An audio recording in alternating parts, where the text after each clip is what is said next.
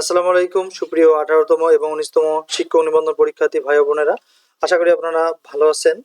আজ আমরা একটা গুরুত্বপূর্ণ তথ্য শেয়ার করব, যেটা 18তম নিবন্ধন পরীক্ষায় যারা আবেদন করেছেন তাদের যদি কারো বয়স এখন 35 পার হয় অথবা গণবিজ্ঞপ্তি দেওয়ার সময় 35 পার হয়, তাহলে তাদের করণীয় কি, তাদের জব হবে কি না, সে ধরনের একটা গুরুত্বপূর্ণ তথ্য শেয়ার করা হবে।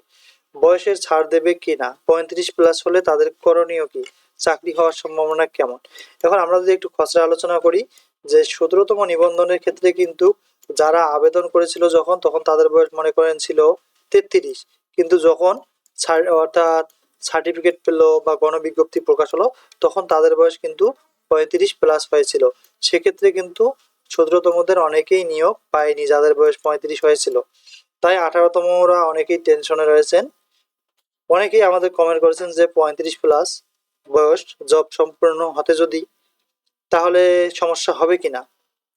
এটি আসলে একটি যুক্তিযুক্ত প্রশ্ন, কারণ আমরা যদি লক্ষ্য করি 17তম নিবন্ধন পরীক্ষার ক্ষেত্রে 35 প্লাস যাদের বয়স হয়েছিল তাদের কিন্তু নিয়োগ দেওয়া হয়নি।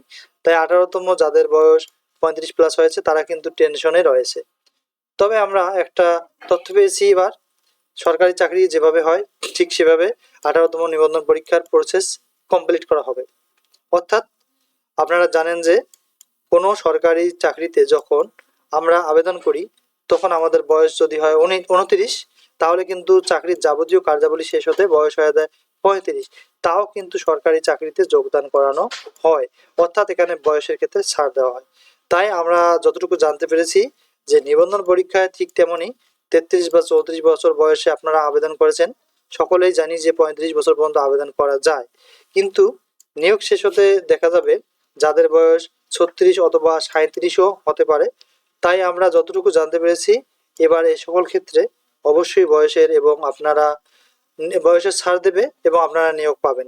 কিন্তু যখন আবেদন করেছেন তখন আপনাদের বয়স 35 বছরের কম হতে হবে, তাহলে এক্ষেত্রে এবার এই ধরনের সমস্যা হবে না। আমরা যতটুকু জানতে পেরেছি অর্থাৎ কার্যক্রম শেষ হতে হতে 35 পার হলেও আপনারা এবার জব পাবেন, এটি আসলে নিশ্চিত থাকতে পারেন বলে আমরা একটা গুরুত্বপূর্ণ জায়গা থেকে এই তথ্যটি আসলে কালেক্ট করেছি। সকলের জন্য শুভকামনা। আর যদি কোনো কিছু জানার থাকে অবশ্যই আমাদের এই হোয়াটসঅ্যাপ নাম্বার আপনারা যোগাযোগ করবেন এবং জেনে নিতে পারবেন। তো আমাদের তথ্য এবং টিপসগুলো যদি ভালো লাগে অবশ্যই চ্যানেলটি সাবস্ক্রাইব করবেন। আসসালামু আলাইকুম।